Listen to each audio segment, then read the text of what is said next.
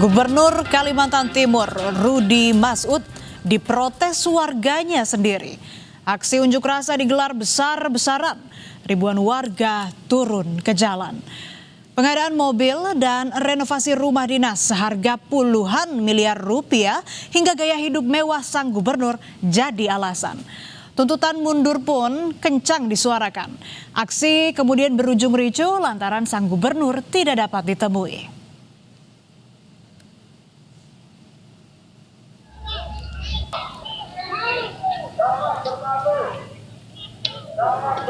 Selasa 21 April 2026, unjuk rasa ribuan warga di depan kantor Gubernur Kalimantan Timur di Jalan Gajah Mada, Samarinda diwarnai kericuhan. Massa memprotes kebijakan Pemprov Kaltim yang menganggarkan 25 miliar rupiah untuk renovasi rumah dinas gubernur. Namun sayang, Gubernur Rudy Masud tidak dapat ditemui. Saling dorong dan lempar tidak terhindarkan. Mobil water cannon dikerahkan untuk membubarkan massa.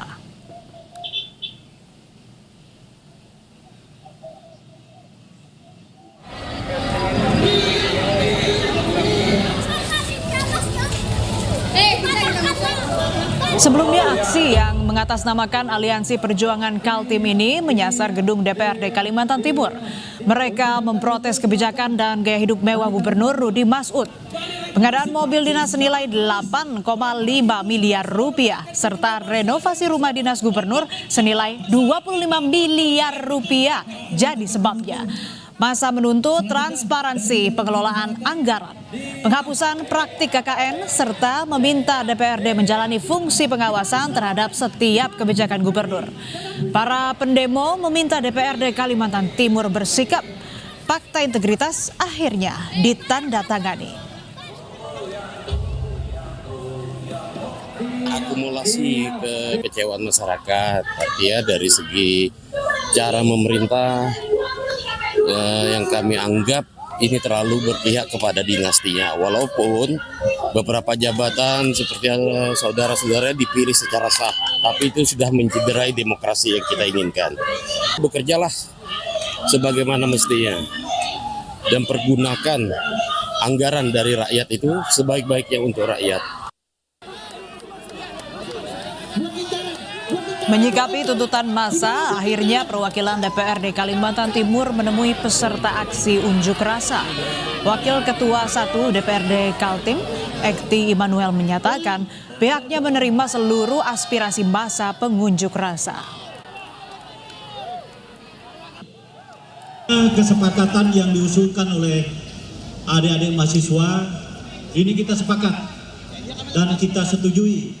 Dan nanti saya sebagai Wakil Ketua 1 DPRD Provinsi Kaltim dan Wakil Ketua 2 Ibu Nanda dan Wakil Ketua 3 Ibu Yeni beserta 7 Ketua Praksi akan tanda tangan. Setuju ya? Baik. Aksi unjuk rasa yang ditujukan pada Gubernur Rudy Masud ditanggapi Dewan Penasehat Tim Ahli Gubernur Kaltim Bambang Wijoyanto. Menurut Bambang, demo yang digagas Aliansi Rakyat Kalimantan Timur pada 21 April itu sebagai bentuk residu politik pasca Pilgub Kaltim 2024 lalu. Unjuk rasa menentang kebijakan Pemprov Kaltim terkait renovasi rumah dinas gubernur bukan kali pertama terjadi. Pada 9 April lalu, unjuk rasa juga digelar.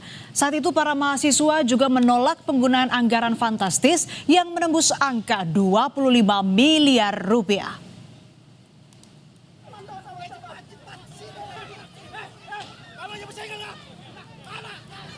Dalam aksi yang digelar 9 April lalu itu, massa menolak perbaikan rumah jabatan gubernur dan meminta anggaran dapat digunakan untuk kepentingan publik yang perlu diperbaiki seperti jalan rusak.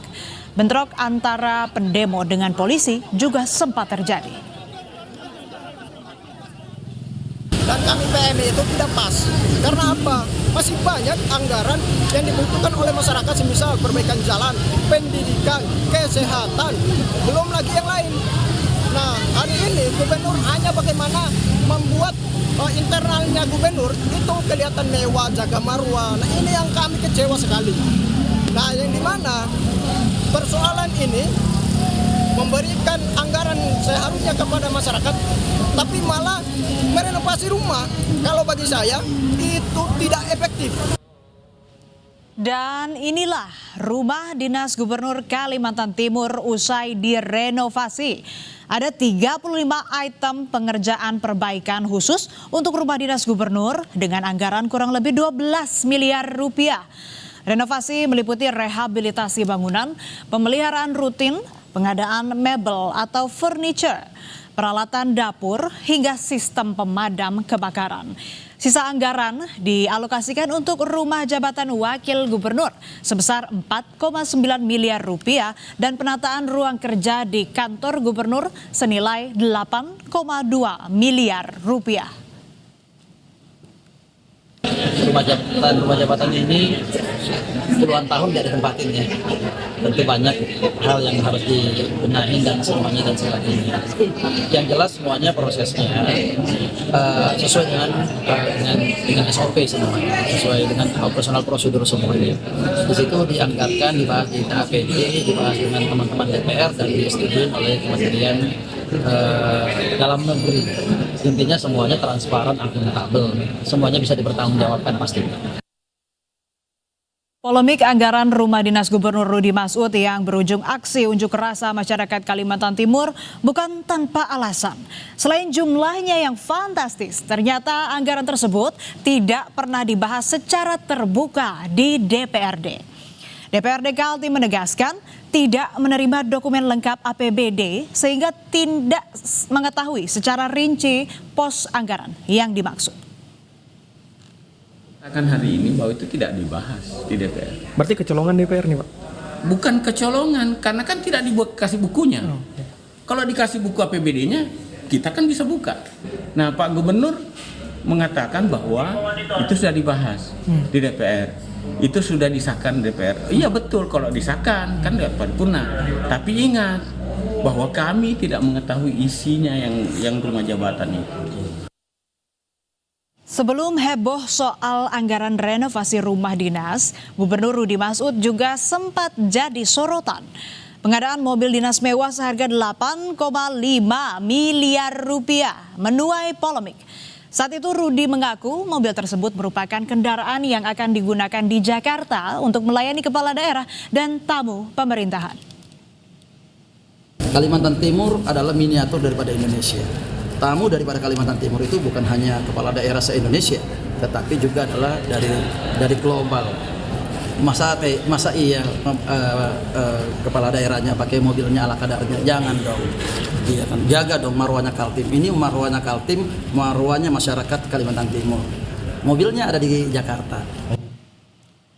Pernyataan Gubernur Kalimantan Timur Rudi Masud yang menyebut menjaga marwah ternyata tidak sejalan dengan pendapat warga Kalimantan Timur. Karena pada kenyataannya saudara, warga masih bergulat dengan infrastruktur yang buruk. Penganggaran rumah dinas dan mobil dengan angka fantastis dianggap sebagai keputusan yang tidak bijak. Jagalah marwahnya yang bayar pajak. Masa kayak ngene Pak, seadanya. Nggak masuk akal Pak, warga Kaltim. Sana rumah sakit HIS, sana pusat pemerintahan Kutai Barat. Masa jalan seadanya Pak. Dihujani kritik soal pengadaan kendaraan dinas yang mencapai 8,5 miliar rupiah, Gubernur Rudi Masud akhirnya meminta maaf. Saat itu pemerintah Provinsi Kalimantan Timur berjanji mengembalikan kendaraan mewah tersebut ke penyedia barang yang ditunjuk langsung untuk pembelian. Terima kasih masukan dari adik-adik mahasiswa, lapisan masyarakat, dan seluruh elemen-elemen yang tetap menjadi kontrol sosial. Masukan hari ini sangat berarti dan sangat berkelas. Semoga ke depan kami dan seluruh pemerintah Provinsi Kalimantan Timur berakselerasi untuk bisa memperbaiki kinerja kerja kami ke depannya. Akhirul kalam, wallahu muwaffiq ila aqwamit thariq. Wassalamualaikum warahmatullahi wabarakatuh. Demonstrasi yang terjadi di Kalimantan Timur hendaknya jadi momen untuk membangun komunikasi yang konstruktif dan transparan antara pemerintah dan warganya. Selain melibatkan publik dalam pengambilan keputusan, tegas dalam menetapkan skala prioritas juga jadi kunci agar setiap kebijakan yang diambil mencerminkan kepentingan publik.